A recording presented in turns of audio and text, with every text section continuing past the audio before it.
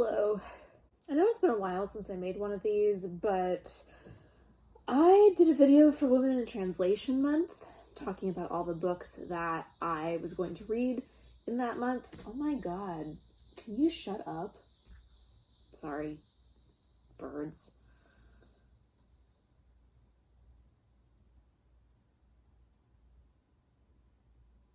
Are they done? Okay, anyway, so I made this video for Women in Translation Month talking about the books I was going to read, and I guess I got a report because I did read some books last month. So here I am in front of a camera. The fans are off in my room and I kind of want to die, but that's beside the point. Okay, first book that I read in, what was last month? August! The first book that I read in August was The Hole by Hiroko Oyamada. It was translated by David Boyd. So this book I actually got when I was visiting Austin, Texas. I went to a very cool independent bookstore called Book People. I highly recommend it, but they promised me something in this book that I did not get, and so I am a bit upset with them.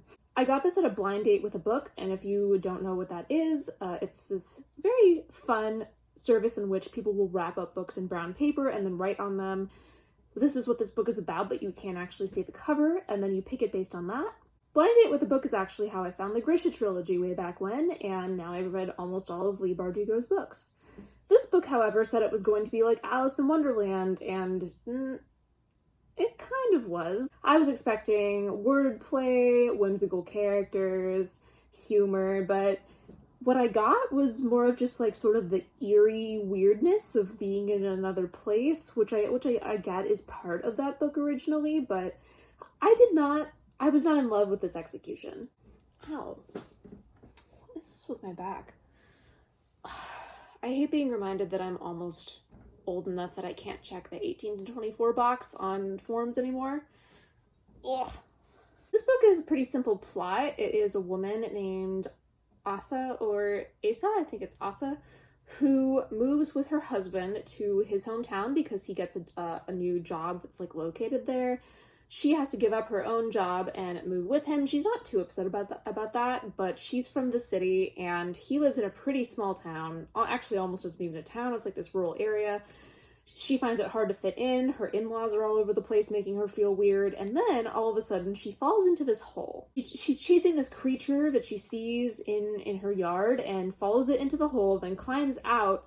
And things just don't seem to be quite right after that happens. Now, before I went into this book, I kind of assumed that she was going to fall down a hole, like, into another world, and that's not really quite what happens, which was a little confusing to me. She does climb out. It is, like, more or less the same world, I think, but she starts to see it differently. She also starts realizing that her husband's family has been keeping secrets for her from quite some time, and that's not too chill with her. Now, the thing about the hole is, it is so skinny that if I tell you anything else, I will be spoiling it, and I know how people get mad about spoilers, so I'm not going to say anything else about the plot.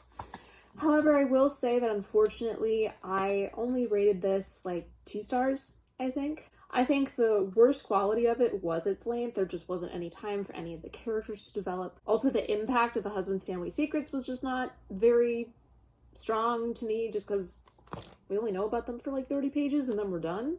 I also like wasn't a huge fan of this writing style. This author likes to stick multiple ideas into one paragraph. As a writing tutor at school, that really makes me very anxious when people do that. It's too overwhelming. I thought the translation was fine. I don't think any of this book's issues for me have to do with the translation, so I can say that that's done well. However, I just didn't really enjoy the reading experience, although I can see how some people might, so 2 stars. Fortunately, pretty much every other book on this list gets higher than 2 stars. The Story of My Teeth by Valeria Luiselli is a book I was excited to read, and I found it interesting even though I also didn't love it. Valeria Luiselli, who is kind of from Mexico, she spent a lot of time in Mexico growing up. Her parents are Mexican, but her father was a diplomat, so in her younger childhood, she moved to many different countries. She went to college in Mexico. This book is written in Spanish, and she wrote it in a collaboration for an art festival that was actually sponsored by a juice factory.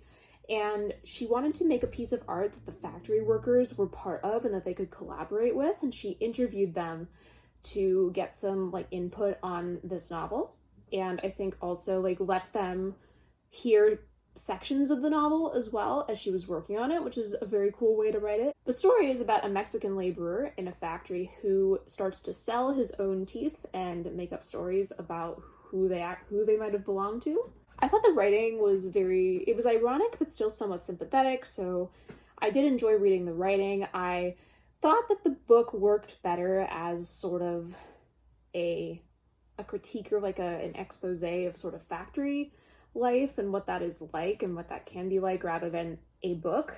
So overall, I do think that it is an interesting read, but I don't know if I can really recommend it on its own just as a story. Christina MacSweeney translated it, and her translations are always great. This was no exception. So yay, Christina. Next book is going to be a bit of a serious one, Last Witnesses by Svetlana Alexievich.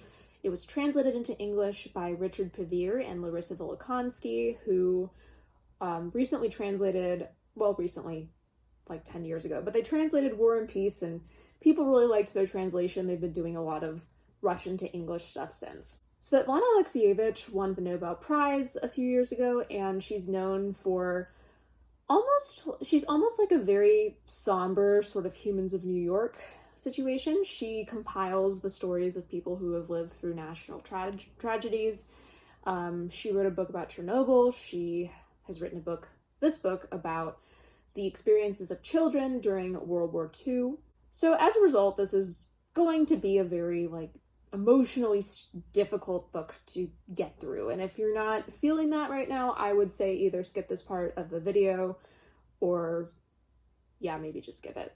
Without going into too much detail, it talks about the lives of several different children. Some people were only 2 years old when the war started, and some people were more like 15, many ages in between, and it also says what they're doing now. Some of these people were obviously like very scarred by their experiences during the war. We hear about a woman who grew up terrified of men because men were the people who killed her family, and so was never able to have a relationship with a man or get married to one because of that fear. We hear about people who suffered really grievous injuries, people who lost siblings, who lost parents. Many of these parents were close to my age. Some of their ages are cited, and that's really sobering to think about somebody who, in this day and age, would probably be considered almost an adolescent having to make choices like these parents made in these stories. You'll also hear about a lot of people who risked their own lives to help these children. There was a story I remember of an elderly German man who was hired to feed Nazi soldiers' dogs, but he also secretly would feed the Jewish children that they had captive as well, and that probably enabled a lot of them to survive. I think that this book is very important. I'm very glad that I read it. I don't think I'm going to give it a star rating because I don't really know how to rate lay people's experiences as they're compiled and written down. But yeah, very tragic and sad in many places, but really important. The next book is completely the opposite. It was a super fun book. This was A Castle in the Clouds by Kerstin Gier, I think. Translated by Romy Fursland, and I listened to the audiobook version, which was read by Marisa Calin. This book is about a teenage girl in Germany named Sophie, who is a high school dropout. She doesn't really know what she wants to do with her life, and she really wanted to go work in this hotel called The Castle in the Clouds. It's a luxury hotel. They get lots of very interesting guests from different countries. And Sophie finds herself caught in the middle of a mystery and also in the middle of a love triangle. Also, she has 7 birds who are all named Hugo, which is a very funny touch that comes back throughout the story. I think that I realized through this book that I'm getting a little bit old for a lot of YA tropes. The love triangle really didn't do much for me. I was like, these are both young baby boys. I have no stakes in this game. I don't care which one you choose, Sophie. I also thought the story meandered a lot. It took a really long time for the mystery to come together. You had to talk to so many people. The people ended up being wrong, and then it was just this whole thing. However, I thought the writing was really, really excellent, and the translation as well. Like, good job, Romy Fursland. She had a difficult job ahead of her because there were a lot of people in this novel who were speaking German, but like non-natively, and also many who were speaking English, and it was just, I could tell she had like a difficult job ahead of her, but it was a really great translation that I really enjoyed. It was also a very fun, fluffy listen. I liked just listening to it while I was, sitting on my couch. And it's the summer, so it was nice to hear about winter when it was really hot outside. I also thought the audiobook reading is good, so I gave it 3 stars, but if you're like a teenager and you just want like a fluffy, fun book, then I would highly recommend this one. I think it was very good. At least, for that context. Next book is one I can actually hold up. It is Straight from the Horse's Mouth by Meryem Alaoui. It was translated by Emma Ramadan from the French. This book is about a prostitute in Casablanca named Jemaya, and she is trying to support her young daughter. She's a single mom. The two of them live with her mother. And she gets an offer to star in a movie about a prostitute in Casablanca. And that changes the course of her life. I read that on the blurb of the book, and I kind of assumed that to be like most of the story, but it takes us like half the book to get to that offer, which was kind of interesting. Like, it just seemed like, I guess, a slice of her life up until that point. She tells about like the men that she sleeps with that are her clients, the friends that she has, some details about her backstory and her husband. So that kind of took a long time to wade through, but I did really enjoy the voice of the main character, and I liked how I liked how she was able to be sort of likable but still wrong about a lot of things, and that developed well through the book, I thought. Once the movie part came in, it was really fun, but before that it was a little bit slow, so I would give it 3.5 stars. The translation's quite good. I think that Emma Ramadan does a good job of capturing the humor. She also has a glossary in the back of the book that is useful for a few terms that you may not be able to really understand untranslated. Next book I read was Miss Iceland by Audur Eva Olafsdottir, and it was translated by Brian FitzGibbon. This is a book translated from Icelandic about a young woman named Hekla who wants to be a writer. She moves to Reykjavik from her family's like rural area. She initially moves in with her female childhood best friend Issei, who is married and has some children, but kind of doesn't regret it, but also kind of regrets it. She thinks about all the things she could have done and all the things that she could have been. And Hekla really wants to be a writer, so she's trying to find people in Reykjavik who will publish her. And she also spends a lot of time with her male best friend, John. It's explained in the book, I promise. And John actually was one of the hardest things for me to like about this book, because the book is set in the 60s, and John is gay, which obviously was a very difficult situation for men at that time. But almost his entire character is about being gay.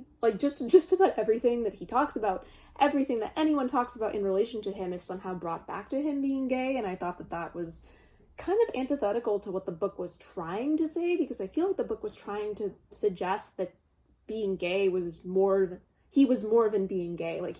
He had a personality outside of his sexual orientation, and he wanted to be treated like a human being, but the book, it doesn't really do that. It was a little weird. The book could also be a little bit slow at times, but the descriptions were really beautiful. I don't know much about Iceland at all, so I like to read this author's perspective on it, especially from this time period and what gender roles were like at that time as well. I gave it 3 stars. I did enjoy the book. I think it's a worthwhile read.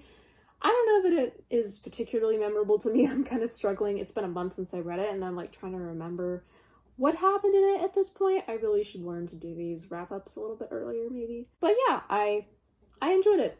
Thought it was pretty good. You should read it, probably. I don't know. And finally, I keep saying I'm going to do a whole video on this. I actually have filmed a lot of a video on this, but I just need to get it out.